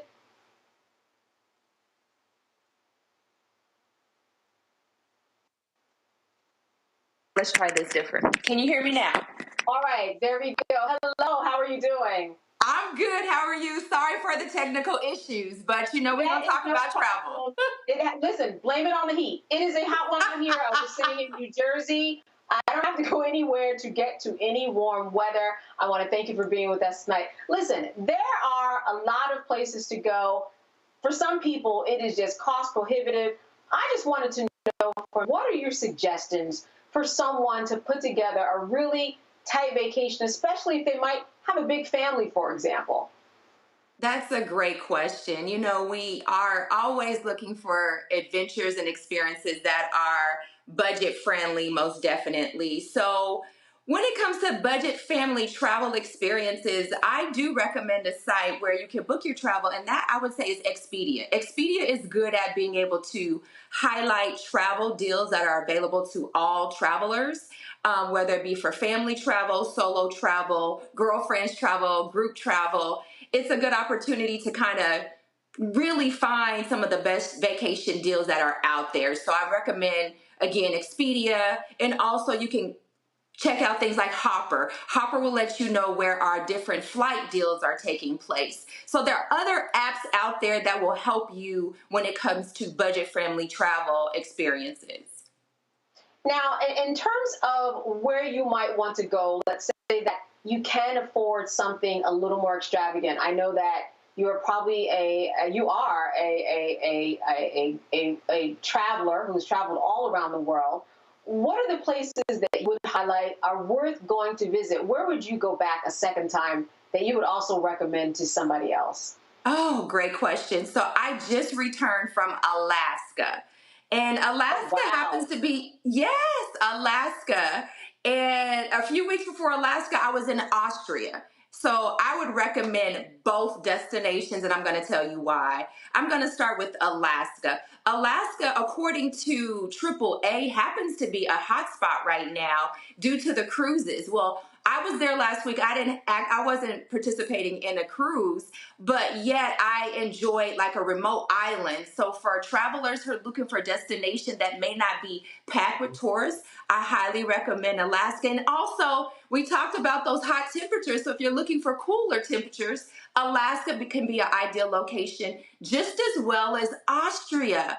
Austria is absolutely gorgeous and a destination that is welcoming to all. And that is something I know Black travelers or travelers of color are looking for, is a destination that is safe and that is welcoming to all. So I would recommend both Austria and Alaska. And for people who are thinking about it in the way that you just presented it, I'm a person of color, I'm traveling, I want the best experience. Are there groups that you would recommend that people join or websites to go on to find out places that, as you said, are welcoming and will really assure that you have a good experience overall? Absolutely. So there's a website I highly recommend. It's called Green Book Global. Green Book Global is actually a site where Black travelers rate and review destinations they've already visited. So for places that you're looking to travel to in the future, it's a website you can check out to learn more about some of the top ranked destinations. Another app that's out there I recommend, it's called ABC Travel Green Book. That's an app. The ABC Travel Green Book is really great for travelers who are looking to stay connected to the Black diaspora around the world. So you can literally curate a travel experience that is catered to Black-owned businesses around the world. Now, let's say that I wanted to jump on the plane. Where are you based? I'm based in Atlanta. All right. So let's say you wanted, you had 3 hours. Some people do it that way. I know I do. I always say, is it over a 3-hour flight? Where are you going to get on a flight between 1 and 3 hours from where you live, let's say Atlanta, that you would recommend? Okay, so we would say 1 hour from Atlanta, I would likely, roughly time, New Orleans. I mean, you can't beat New Orleans when it comes to the food and the culture and experience. Definitely a great destination to book even last minute. And then, of course, if you're looking for beach vacation, Miami. Can't beat Miami. Miami, Tampa Bay, Orlando, great destinations for warm weather and beach. And when we say, where else can I think of? Oh, when you're talking about the Caribbean, Antigua and Barbuda, that's about a 2.5 hour flight, maybe even 3 hours from Atlanta. And these are 2 destinations. So you really can get 2 vacations with 2 trips with 1 vacation. All right. I want to open up the panel right now. Michael, I want to start with you. A question for Tamika this evening.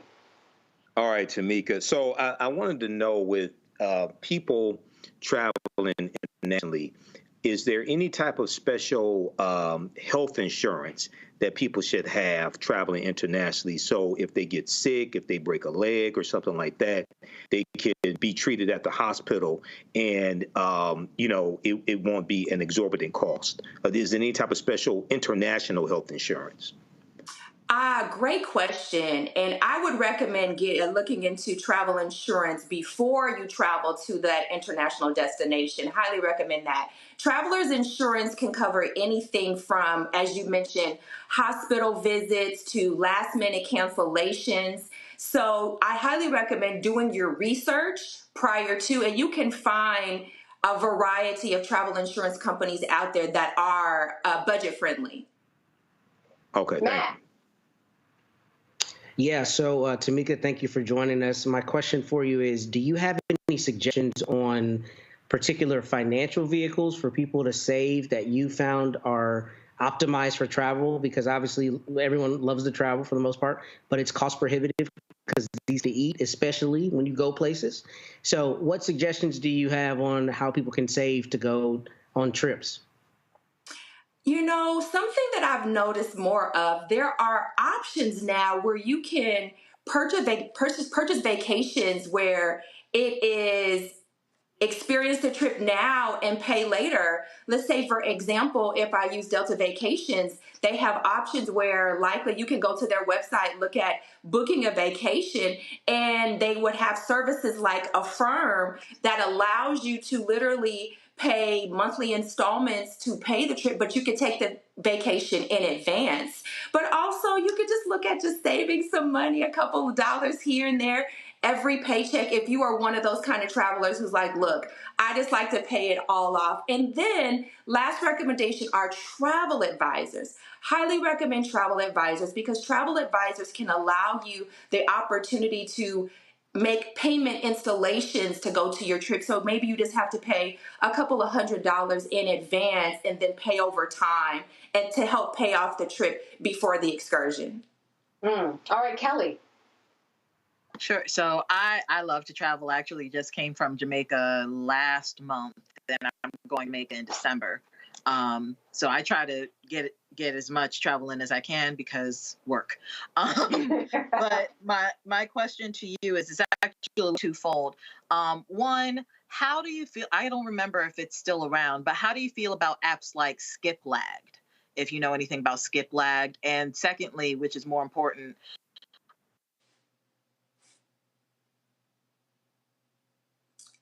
laws of foreign countries before you travel there? Like, to what extent do you need to search the laws so that you don't get caught up? So I am sorry, but it kind of blinked out for a minute. Do you mind repeating the question for me?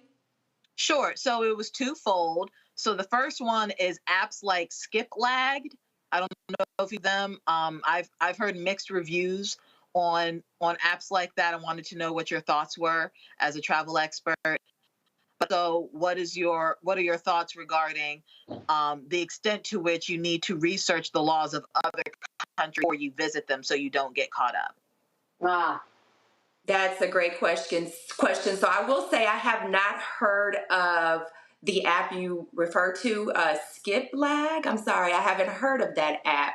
But I will say doing your research prior to traveling really to any destination, but especially abroad, is extremely important. I'll give you an example. If you travel with prescription drugs or any kind of drugs, you may want to make sure that those drugs are legal in the destination that you are visiting. So good resources to be able to find out what is best to take on your trip when you're traveling abroad. The CDC website, as well as being able to contact the U.S. Embassy in that destination you're planning to visit to learn more and to be better prepared for your trip. That is great information. Really quickly, we have about 30 seconds. I know that people love these digital and technical electronic devices. One, that you put it on your luggage and you can see where your luggage is on your phone. Anything else that we need to get, just technically speaking, in order to help us travel more safely and efficiently? You know, I would not say, one thing I like to always recommend to travelers, separate from just gadgets, because as we know with technology, sometimes technology fails. So always just making sure you are prepared, and being prepared is arriving at the airport several hours early. I'll give you an example. I went to Austria, as I mentioned. I was flying into Germany. Well, I arrived at the airport 2.5 hours early only to recognize that I left my passport at home. Well, yes, I'm a travel expert, but that happens. But guess what? I made my flight thanks to a friend who was able to come to my home and bring it to me. So you just never know what can happen. So give yourself time to arrive to the airport early, or even get on the road, because you never know when you can encounter a lot of traffic. And pack your patience, especially for travel seasons like this. Summertime is expected to be a busy one, especially during the 4th of July is coming up. AAA reports that more than 70 million people will be traveling this holiday season, are likely to be traveling. So pack your patience and arrive early. Right, I like that, because an app could not have helped you get that passport. I want to thank you so much for being with us, Tamika, and giving us some travel plans to make our destinations a little better as we travel this summer. Good to see you. Good to see you too, and thank you for having me. Absolutely. All right, stay with us. We'll be right back after the break.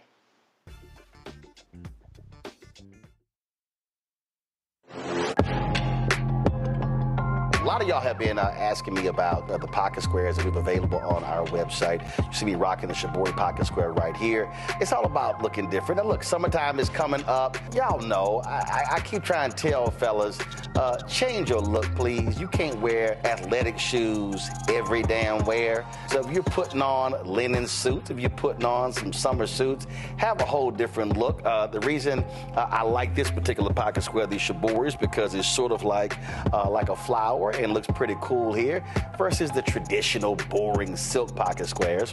But also I like being a little different as well. So this is why we have these custom-made feather pocket squares on the website as well.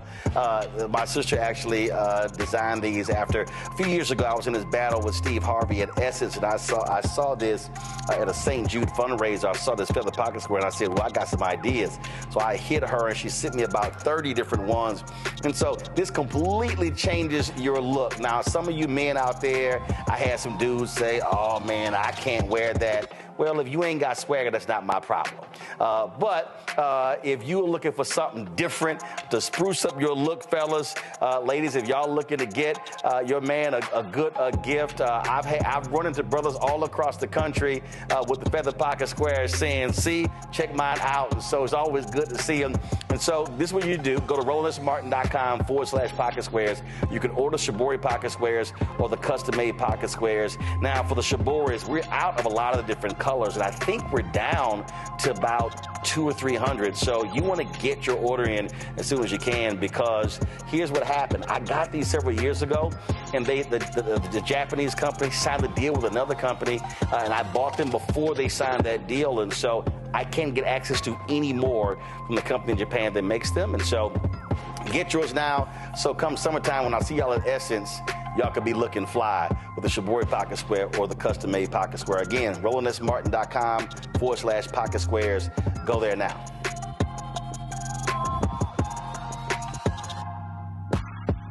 Me, Sherry Shepard, and you know what you're watching, Roland Martin Unfiltered.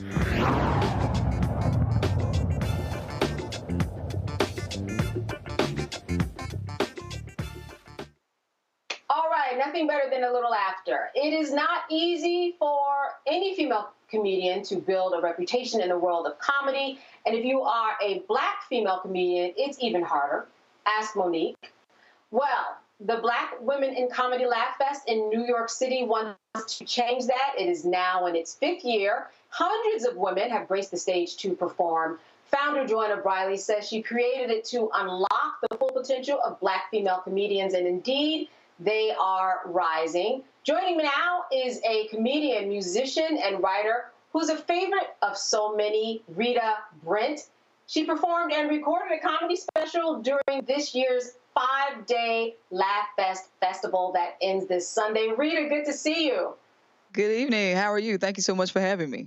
No, absolutely. Listen, I know that it is very, very important for women to be in spaces, to get up on stage, and be funny. What do you think that a comedy festival like this does for people like you? And I mean, people come from all over the country, even out of the country, to get their chance on stage. Well, first of all, I think it's amazing that we are in New York, because you just never know who can be in the audience in terms of people in the industry. Even at my one-woman show, there were people from HBO and Apple TV. So just a show that you think is just a show, it could become something life-changing if the right person sees you. But it is amazing because folks are coming from Philadelphia, from New Orleans. I came from Mississippi, and this is just a platform that we don't always get in the South. And so it is up to us to take advantage of it. Now, in terms of what you see happening in the industry, some people, you know, a friend of mine said, why didn't you tell me Rita Brent was going to be there? I said, I didn't know to do that. But you have a lot of fans. Some people would say, she's so popular, she's made it, but you and I had a conversation. You said, you know what? You've got a little bit of a different take when it comes to making it because of the extra steps and the journey that you've been on as a Black woman in this male-dominated field and also white male-dominated field. Yes. Well, I think a lot of it is social media. When you have something that goes viral repeatedly, folks consider that success. And it depends on what your definition of success is. Mine is financial success for one thing. Now, of course, having the community and my peers respect me, that is a beautiful thing. But I want to have a financial breakthrough with my talents. So social media fame and all that is cool. But I think the key is just to be consistent and find those different avenues to shine. So social media is that. I mean, I think it's probably the reason that I'm on here. Roland has shared some of my stuff. I think it's just taking advantage of each of those moments and not treating them small. That's right. That Marjorie Taylor Greene video, that music that you created, yes, was shared on here and went viral. What are your thoughts about how, Black women have to survive in the field of comedy? You have a mentor in the name, by the way, of Ricky Smiley. Very fortunate, I think.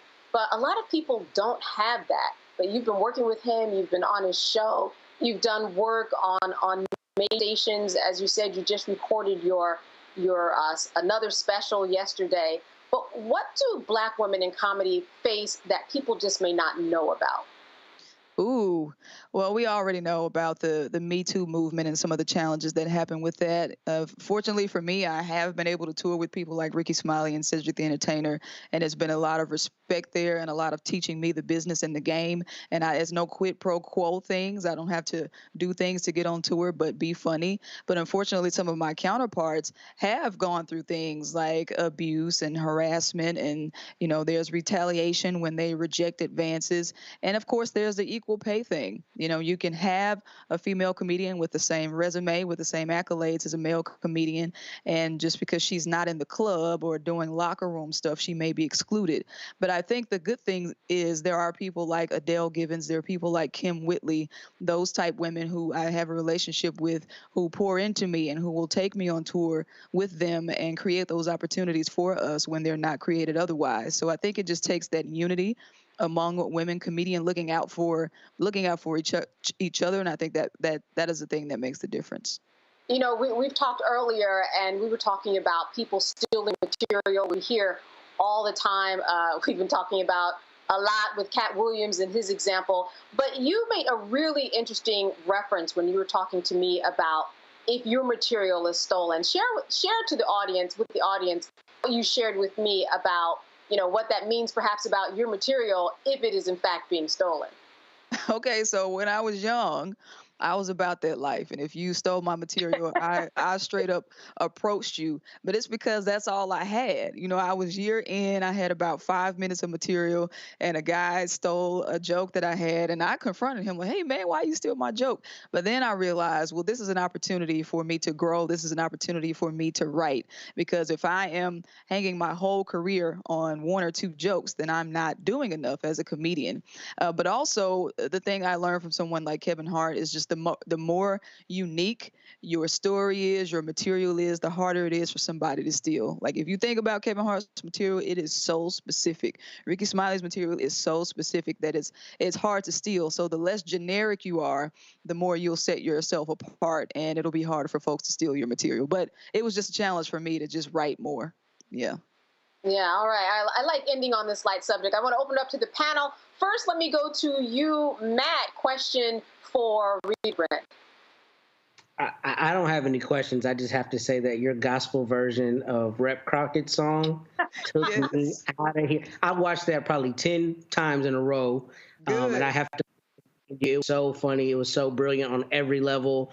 I almost went home and transcribed it a little bit, but I appreciate you sharing your gift with us.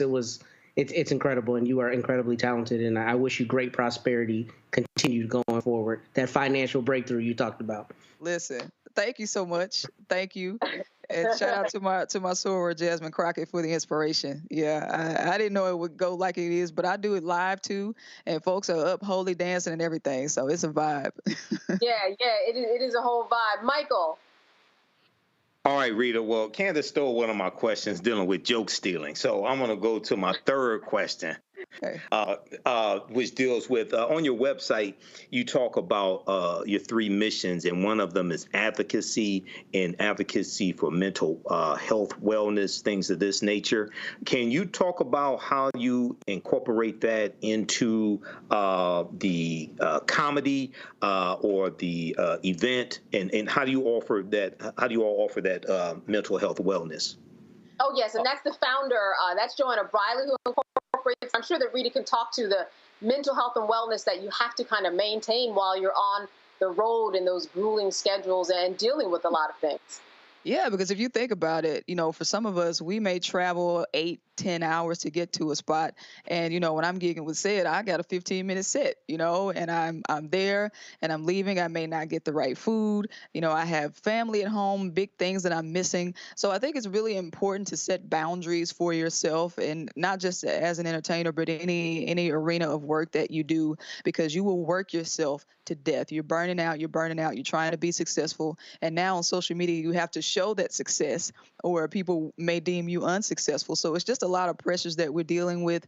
But to answer your question more specifically, my comedy shifted when I got more vulnerable about my mental health. There was a point about maybe 7 years ago where I was going through some things and I felt a little suicidal.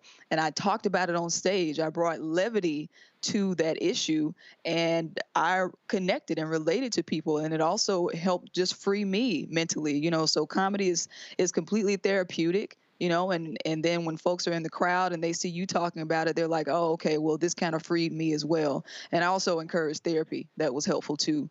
But I am just very fortunate to be able to use my pains and turn it into punchlines. Right. Amen to that. Thank you. Yeah. And I know that the Laff Fest, they do have workshops that they deal with women and give them the help and the therapy that you're talking about. Kelly. So first of all, hi. I really like your comedy, so I'm a little cute right now. Thank you. When we talk about comedy as a whole, especially now, post 2020, you hear a whole lot of, snowflake talk and, oh, we can't do comedy like we used to anymore.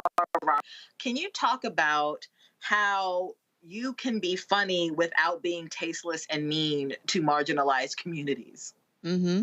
Yeah, I always say you can say whatever you want to say, but you just have to be prepared for the consequences. You need to make sure that's a hill that you want to die on, and especially with the LGBT stuff, some folks are always trying to be provocative or doing shock value things, and it's not even them. They may just be trying to go viral or do shock value just for the heck of it. But if it's not your experience, because I'll hear some people talking about family stuff with LGBT.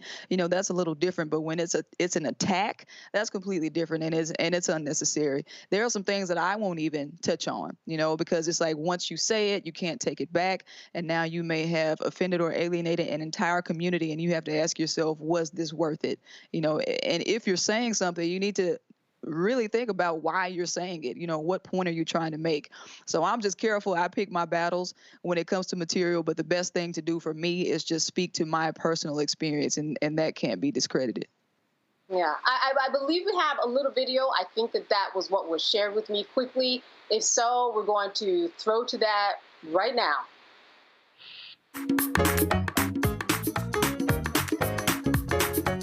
She got a bleach blonde, bad blue butch body. She got a bleach blonde, bad blue butch body. That Marjorie Taylor Greene looked like a lima bean, and forgot she had a bleach blonde, bad blue butch body. Representative Jasmine's about that line. She about that, and she looks like she can really fight. An amazing politician, ain't got no competition. Ain't worried about a bleach blonde, bad built butch body. Marjorie tried to cause a scene, forgot she had a butch body. Marjorie tried to cause a scene, forgot she had a butch body. Marjorie tried to cause a scene. Forgot she had a butch body. Marjorie tried to cause a scene.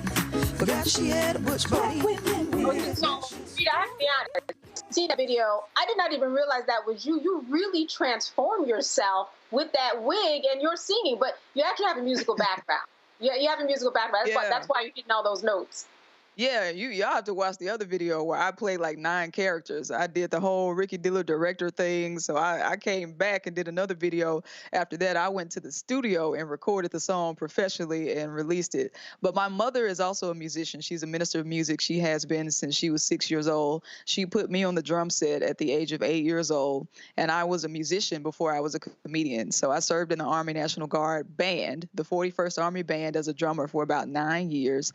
And then halfway through, I started doing comedy, and I decided to get out of the Army and take comedy seriously. So this is just a meshing of my talents and things that I've always done.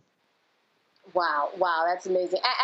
As we leave, we have about 30 seconds. I just wanted to quickly talk about the fact that a lot of women are taking the stage, but they also are keeping their day jobs. When we talk about pay and equity, how far away do you think you are from reaching that financial max that you are looking for? Ooh, max. I hope I never reach the max. I just want to keep going and going. Well, let me say this. I worked for an NPR affiliate, Mississippi Public Broadcasting, for about 6 years, and I quit in 2017.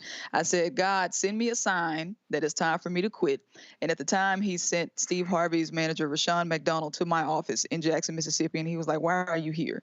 And I quit in 2017, and I am just making more money than I ever would have had I just continued working for the radio station. So it is important to take chances and believe in yourself, because when you have that crutch, well, then you don't dedicate the same amount of energy and time to something if you have something to fall back on. So I gave myself that ultimatum that I wasn't going to have anything to fall back on, and my success is my responsibility. So yeah, I hope to not reach a max. I won't be ungrateful. I am doing well, but I'm still looking for that big break. And so I do appreciate you guys for the support, and something like the Black Women in Comedy Festival, it could lead to that. Yeah, absolutely. Well, I want to thank you for being with us. For those of you who are interested, the Laff Fest is still going on until Sunday. It kicked off on Juneteenth at the Lincoln Center. It really was extraordinary. And of course, Rita, your set, it was perfect. It was just amazing. So people who don't know about you or Laff Fest, check them out. I also want to give a quick little shout out to the Black Girl Giggles Festival down in New Orleans that also happens, where people come together and they do some of the same. Good to see you, Rita. You too. Thank you, and nice to meet you. Thank you for having me. All right, absolutely. All right, I also want to thank our panelists, Matt and Kelly and Michael. As always, we've had a good time. We have. Yes. We always do. We do. One of my favorites, Candace. Hold it down. So you know you're one of my favorites. Hold it down. Thank you. And the timing. It's the timing for me. Like, you respect our time. No shade. But I'm here for the 8 o'clock clock out. Like, you're here for the 8 o'clock. All right. Some of behind the curtains things we're giving up to the audience tonight. All right. Good to have all of you. And thank you, everybody, for joining us. It's always good to fill in for Roland, who will be here next time you tune in. And make sure to check out the podcast, Not All Hood, with Malcolm Jamal Warner. I'm co-hosting the show along with Wayusi Baraka. Good to see everybody tonight. Hope you had as good a time as we did. Nice to keep you informed. You're watching Roland Martin Unfiltered. Have a good night.